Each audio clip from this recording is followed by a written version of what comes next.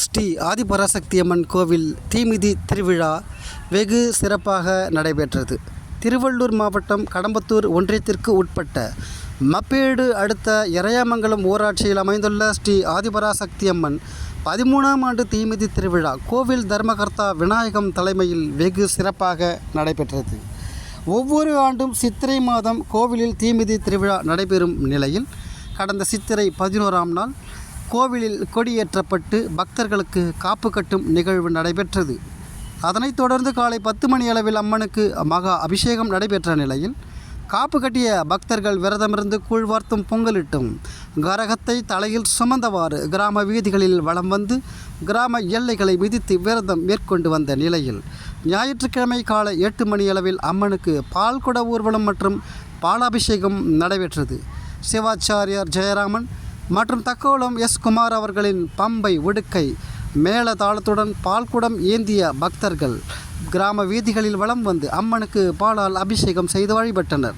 இதனைத் தொடர்ந்து 1 மணி அளவில் அன்னதானம் வழங்கப்பட்டது.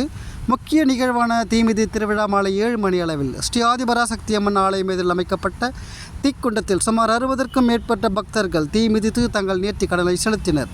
இத்திருவிழாவை காண மப்பேடு, பேரம்பாக்கம், கல்லம்பாடு, நுங்கம்பாக்கம், சத்திரை உள்ளிட்ட பகுதிகளில் இருந்து ஏராளமான பக்தர்கள் கலந்து கொண்டனர். மப்பேடு காவல்துறையினர் பாதுகாப்புக்கு கருதி போலீசார் பாதுகாப்பு வசதிகளை செய்து கொடுத்திருந்தனர். ஏராளமான பக்தர்கள் கலந்து கொண்டனர். அசம்பாவிதங்கள் ஏதும் ஏற்படாத வண்ணம் மப்பேடு காவல்துறையினர் பாதுகாப்பு பணியில் ஈடுபட்டிருந்தனர். செய்திகளுக்காக ராதாகிருஷ்ணன்.